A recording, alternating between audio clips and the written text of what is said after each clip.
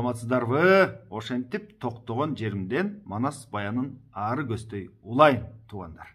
Ал эми сиздер болсо күндөгүдөй эле эфирди бөлүшүп коюуну унутпаңыздар.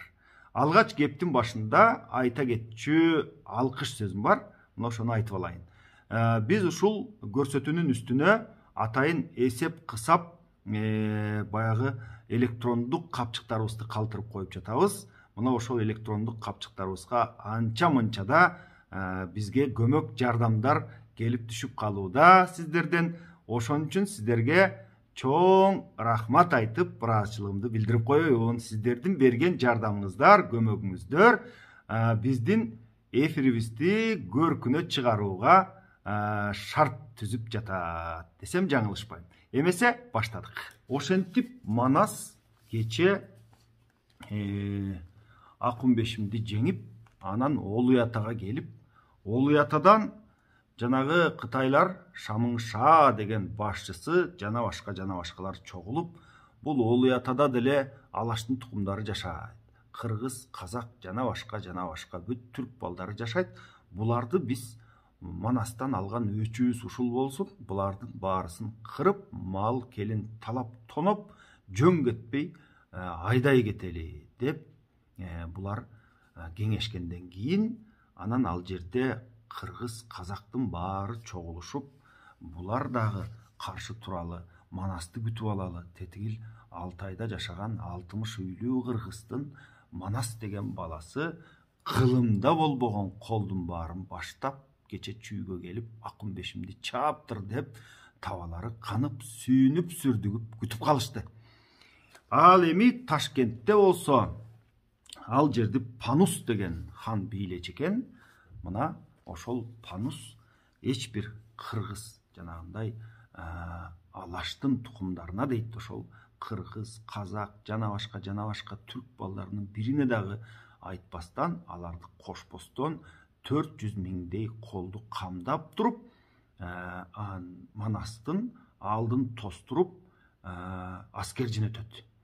Аскерге баягы кыргыз тектүү, түрк тектүү эч кимисине айтпады деген менен, алардын ичинде баягы Панустан ошол чин алып, мансап алып жүргөн кыргыз, казак жана башка түрк тектүү адамдар көп экен.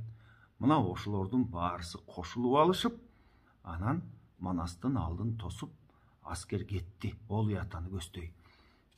Ал эми ал аскер ошол тарапты көздөй кеткенде, Ташкентти ошол учурда Көкөтөй деген мыкты, кыргыздын мыктысы бийлеп турчу экен. Панус хандын ичинде болсо дагы, Панус ханга караса дагы андан чин алып, анан Көкөтөй ошол Ташкентте алаштын бүткүл тукумунун башчысы болуп турчу экен. Мына ошол Көкөтөйгө бир топ элдер чогулуп келишип, кеңеш курушуп, андан Манастын санжырасын угушуп, бул кайсы жерде турду эле, анан эмне болду эле, Кытайлар келип чапканда булар кайда көчүп кетти эле деп бүт бардык таржымалын угушуп, андан кийин тетигил Манас ары жактан Ымалайга чейин чапканын, андан кийин Текести келип Текес ханды чапканын, андан кийин Керкөлдү алганын, андан ары Суңшоону алды Манас деп, андан кийин Акунбешимге келип, Акунбешимди жеңип, Акунбешимдин өзүн мерт кылып, андан бери көздөй келе жатыптыр деген кабарды Көкөтөйдөн угушуп, анан өздөрү да чогулушуп, эми бул Кытай деген бизге сырын айтпайт, сырын айтса да чынын айтпайт, буларга ишенич жок эле, бүткүл ушул кыргыз тукумуна кабар берели, даяр болушсун, не бар не жок, булар бизди кырып жибербесин деп, мына ушинтип даярдык көрүшүп, анча-мынча кол чогулуп, жанагы кеткен Панус хандын колунун артынан сапар алып жөнөштү дейт. Ал эми Панус хандын колу Салман Суу деген жерге келип токтоду дейт. Мына ошол жерде Чакмак Күйүш деген жол менен дейт, Панус хандын колу келип токтоп Салман Суу деген жерге. Андан Салман Сууда тетигил Олуятадан качкан Акунбешимдин колу дагы мына ошол жерге келип кошулуп, анан эми биригели биз Кытайлар биригип алып бул кыргызга чыкпасак, бул кыргыздын мизин кайтарбасак, бул токтой турган адам эмес экен, бул Манас дегени. Булардын ар бири ушундай бир жан аябаган баягындай согуш дегенде ичкен ашын жерге таштаган, согуш десе, чабыш десе, мына ушундай тескерисинче алактабай сүйүнгөн ушундай эл экен деп, анан Панускандын колуна булар кошулушуп, аскерлеринин саны өсүп дейт. Мына ошентип жатып калышты. 13 күн ошол Салман суунун жээгинде баягы нары жактан келген, бери жактан келген Панускандын колу жыйналып жатты. Бул колдун ичинде бир эле дейт, Кытайдын балдары эмес, көрсө жөөттөрү бар экен дейт. Кызылбаш деген элден дагы адамдар бар экен. Тарса бар экен дейт. Сакалат деген эл бар экен дейт. Ындыдан 300 аскер жүрдү дейт да. Анан Окчу деген кыргыздын уругу бар. Мына ошондон дагы бир топ кишилер бар экен. Алардын арасынан төртөө Доотай деген чин алган. Турган жери негизи Ташкент экен булардын. Анан түбү кыргыз Маталык деген баатыр бар дейт. Мына ушул Маталык баатыр дагы баштап Панускандын аскерлери менен ошол Манаска каршы согушканы даярдап жүрүшөт. Түп бабасы Самаркан ошонун уругунан азыр Панустун бир чинин алып турган Дүмбүлкан деген дагы баатыр бар эле дейт. Мына ошол дагы тетигил Панустун колуна кошулуп Манаска каршы кармашалы деп 60 000 аскер баштап келди дейт. Мына ошол Чантүлө, Тугалык деген баатырлар баштаган Панускандын колу жанагы Салман суунун жээгинде 13 күнү өргүп, ошол жерге элдин баарын чогултуп, аскердин баарын топтоп турат. Ал эми ошол Панустун колунун ичинде дейт. Ал эмес тетигил Жакыптын бир тууганы Ороздунун бир уулу Чагатай деген бар болчу дейт. Анын дагы алдыда далай сиздер кебин далай мындай адам кылбас иштерин угасыздар деп айтып кетип жатат. Ал иштер менен, ал кеп менен биз алдыда таанышабыз буюрса. Панускан Ташкентти кантип алган? Панускан бул Кытай негизи ушул Орто Азияны басканда, мурдагы аты Орто Азия дейт. Ташкент 12 капкалуу шаар болгон дейт. Анын кайсы бир талаасы аты Аскачы болчу дейт. Ташкенттин жака белиндеги талаа. Ал Аскачы деген талаага кадимки казактын Айдаркан деген ханы, эми баягы Көкчөнүн атасы Айдаркан ошол жерге Аскачыга калаа курду эле. Калаа куруп ал жерде 2 жылдан ашык туруп калды эле дейт. Анан эми 2 жылда турганда ошол жерден Көкчө деген уулду болгон дейт да. Кадимки эр Көкчөнүн баягы тарыхын айтып жатат. Анан шаарды Кытайлар басып алышты. Ал эмес Ташкенттин баарын басып алышты. Ал жерде турган казактын, ал жерде турган кыргыздын баарын айдап чыгып салышты деп айтат. Анан аларды кайда сүрдү дегенде Алтайда Бар көл деген жер бар. Мына ошол жерге барып тура бер деп Айдарканды дагы ошол Алтайды көздөй сүрүп таштаган экен. Эми берки жакта не болуп жатат? Манас ошол Олуй атаны тетиги Акунбешимди өлтүргөндөн кийин, анын колу качкандан кийин Олуй ата тараптан түз эле жанагы Ташкентти көздөй кол баштап жөнөдү дейт. Эми кол баштап жөнөгөндө мунун артында кимдер бар эле? Мына ошол тууралуу сиздерге бир аз маалымат берип кетейин. Бул жерде Манастын ошол чоролору жөнүндө баяндайт. Мен аны сиздерге китептен окуп берейин. Оюн Манас зор болуп, казактардан Көкчө бар, кара кыргыз Үрбү бар, абактардан Айдаркан, айдаганы канча жан, үйшүңдөрдөн Үмөт бар, Үсөн уулу Жайсаң бар, арғын қара қожа бар, албан тейіт қоша бар, татар чағау қар бар, батырлардың бары бар. Гүлдүрдүн улу Чалыбай, Гүлдүр батыр бары бар, Гүлдүр күчі Ажыбай, бағыштардан Құтынай, бар батырлар шаймашай, қара тоқо Мажик бар, Қамбар улу Чәлік бар, Нойғуттардан Чубак бар, Орчун қырғыз елі бар, Бообек, Шаабек, Шүкір бар, Албандардан Алтайы, Дөрбөндөрдүн Төртайы, Жери жаркен Сабандын, Жеткен аяр Көпжандын төлгөчүсү Төлөк бар дейді. Баяғы тетігіл жаркенден баяғы Гималайға чейін Манас чапқанда ошол Төлөк деген төлгөчү аланы дағы жанына чора кылып алып алган. Аны сиздер мурдагы көрсөтүүлөрдөн уккансыздар. Анан дагы Агыдай далы көрүүчү, мына ошол Агыдай далы көрүүчүсү бар дейт. Топ башчысы Токотай, калк башчысы Калкаман, Кабылан Манас Баатырга каалап келген аркадан, казактардан жоорулчу Кара Калпак Торулчу, Кайгыл Бөгөл Султаны, Кармашкан жоосун тутканы, Шыңгынын уулу Кербени, Шыгай уулу Дөрбөнү, Бөрү жолду Бөгөлү, талап кылып Көй Баатыр Ташкен көздөй жөнөдү дейт. Мына ушул Манастын чоролорунун аттары. Ошентип Манастын колу дагы тетигил Панускандын колу чогулган Салман суунун жээгине жете келишти. Алар алыстан туруп Панускандын колуна дүрбү салып карашып, өстөрү дагы ырастанышып согушка даярданып калышты. Ал эми Ташкентте Панускан өзүнө караган жанагы алаш тектүү, кыргыз тектүү, түрк тектүү баатырлардан чакырып, ордодо баккан колунан курап берип, ал эмес ошол Ташкенттин айланасындагы кыргыздарды, казактардын баарысын аскер кылып топтоп ошолордон кол курап туруп, анан кийин тети Салман суунун жээгине жөнөтүп жатты дейт. Эми Ташкентти алганда кандай болгон деп, бул Ташкенттин кээ бир санжырасына токтоло кеткен экен. Ошону дагы кыскача айтып берейин. Ташкенттин бир капкасынан кирип, Чейрең деген калдай Душаңдын уулу Анус деген чапты дейт. Ошондо Ташкенттин аймагында кыргыздын Катаган уруусунун элдери жашачу эле дейт.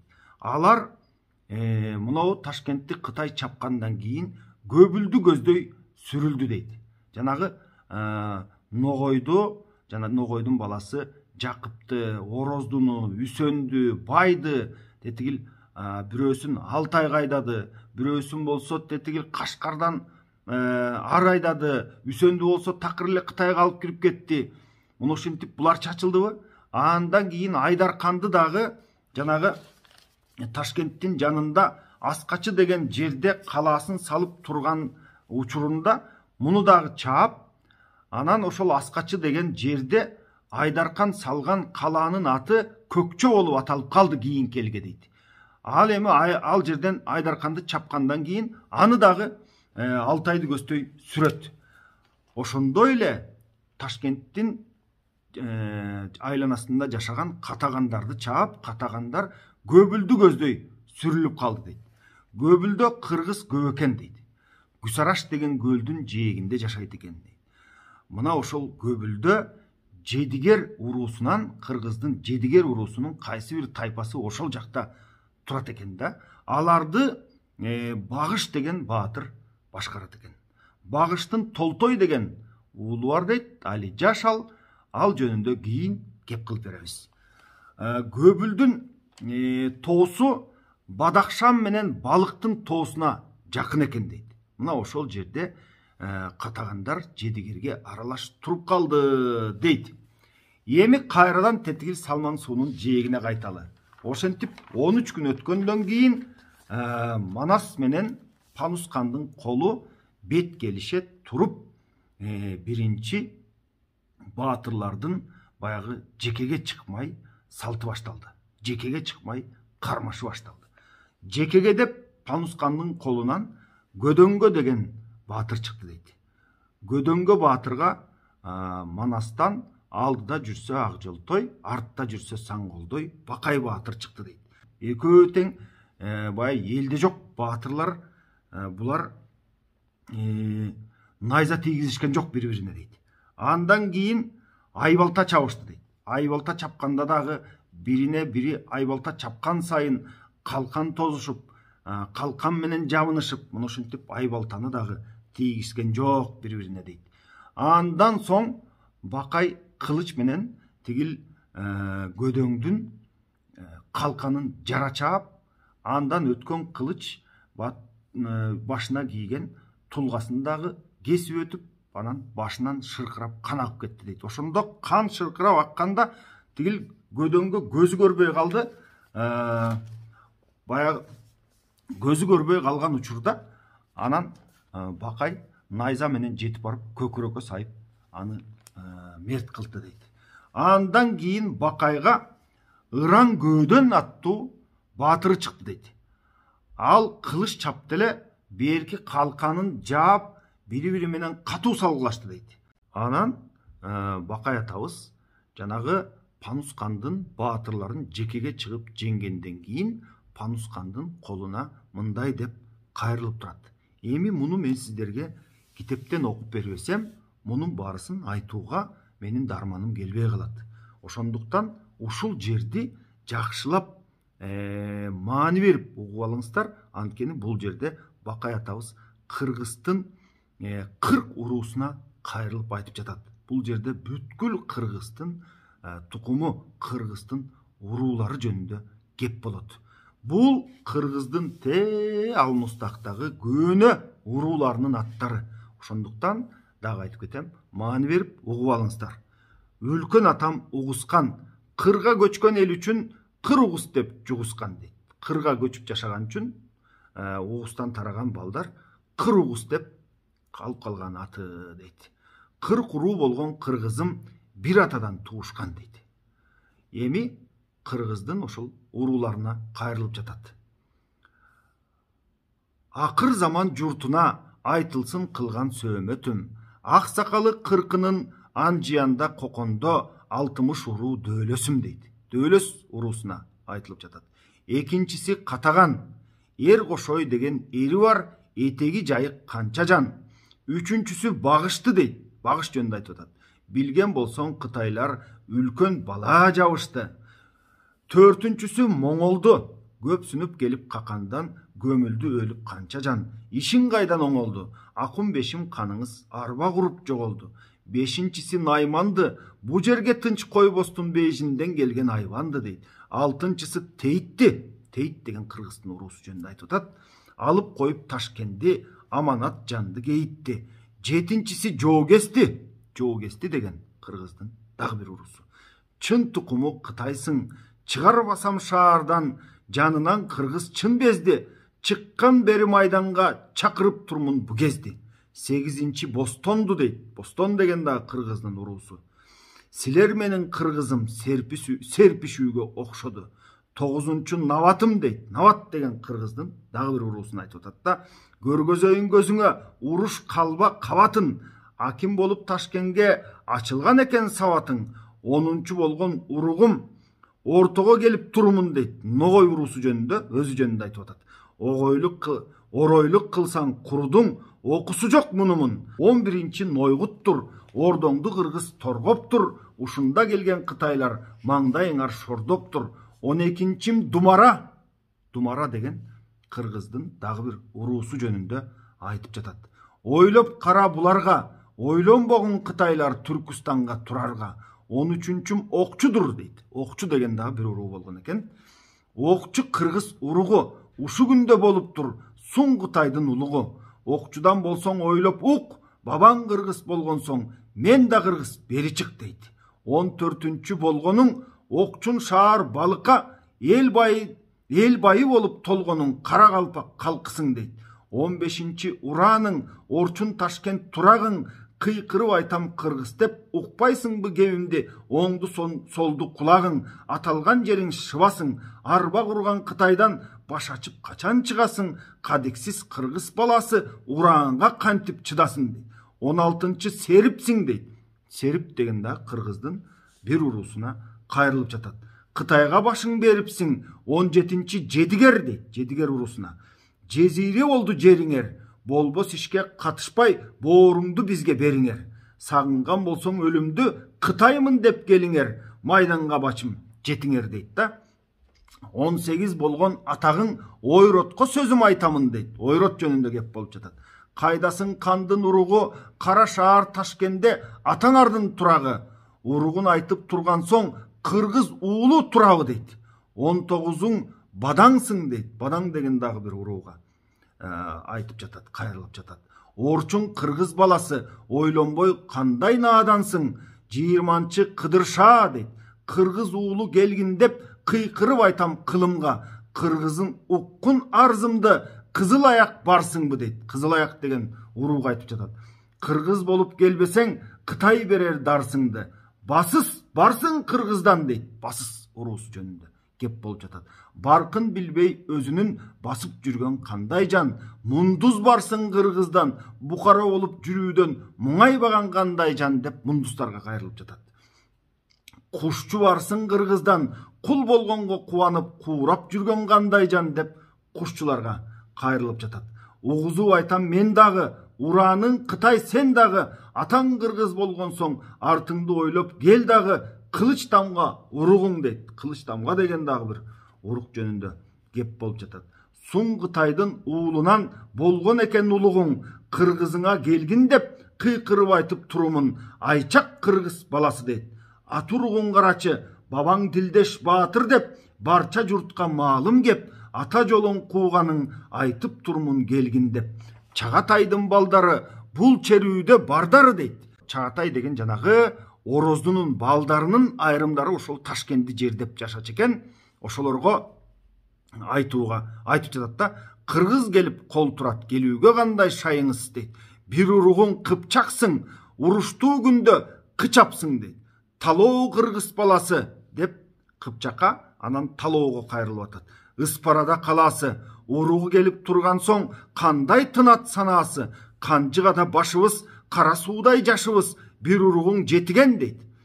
Жетиген уругу жөнүндө кеп болуп жатат. Караганча Кытайга жерге кирсе болбойбу шейит өлүп асылден дейт. Бир уругуң саясың, алдырып салып Кытайга аманат жаның аяйсың, бир уругуң сапыраң дейт. Сапыраң деген дагы сая деген урууларга кайрылып жатат да. Бир уругуң көлөпсүң, кечип өтүп Наамуттан Ысар жака жөнөпсүң, бир уругуң ардайсың дейт. Ардай деген дагы урууга кайрылып жатат. Кырылыштык Кытайга урушууга кандайсың? Нурку түбүң кыргыздан өлбөй ушу дүйнөдөн тирүү жүргөн кандай жан, бир уругуң тотудур дейт. Айттым бакай билдирип, кайрылбасаң кыргызга арбактын жанар отудур. Бир уругум тагылык дейт. Ата бабаң уругуң билбей эстен жаңылдык дейт. Эми бир уругуң көкөнө, билип атам кыргыз деп албайсыңбы көңүлгө дейт.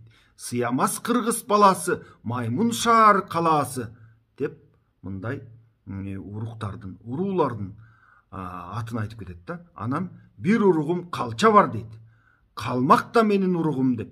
Мына ушул калмактарга, калчаларга дагы биз тектешпиз, бир уруктан, бир атадан тараган балдарбыз деп айтып жатат да. Курчап алган аскериң кутулууга койбосмун, таба албассың эч жоло кара чоро кенжеси дейт. Какандан келген Кытайдын денеге турбас келдеси. Быйыл 13 жыл болду, Кудайдын болдук пендеси. 300 уруу казагым дейт. Үйшүн алчын абагым, үстүңө келдик кол тартып. Алыңды Кытай карагын, аргын найман тарагым дейт. Аким синген суң Кытай, алап алың карагын. Алдырасың урушсаң, байкап ишиң уялбай, майдан тосуп туруштан. Канды тейит дуулаттан, кашымда бар канча жан, атабыз бирге алашкан, намысты бирге талашкан, жапасым бар, албам бар, салышканда алган бар, сага окшогон капырга заман акыр салган бар, бай жигит кызый тууганым, байкатайын өзүмдү майданга кирип турганым, баатырың болсо бат чыгар, бак бурчундук урганым деп мына ушинтип кыргыздын бардык урууларын, туугандардын баарын айткандан кийин жанагы Панус кандын колундагы туран тектүү элдер кадимкидей айнып калышты дейт согуштан. Кой биз согушпай туралы, булар биздин туугандарыбыз экен, булар биздин тектеш бир тууган эл экен булар бизге. Биз эмнени талашып согушат элек булар менен? Кой, андан көрө биз тетигил Ташкентке баралы, Көкөтөйдөн кеңеш алалы, ошол эмне десе ошол ишти кылалы деп, монтип согушпай эканчы болуп туруп калышты дейт. Калган кепти эмки көрсөтүүдө улайбыз буюрса. Аман туруңуздар.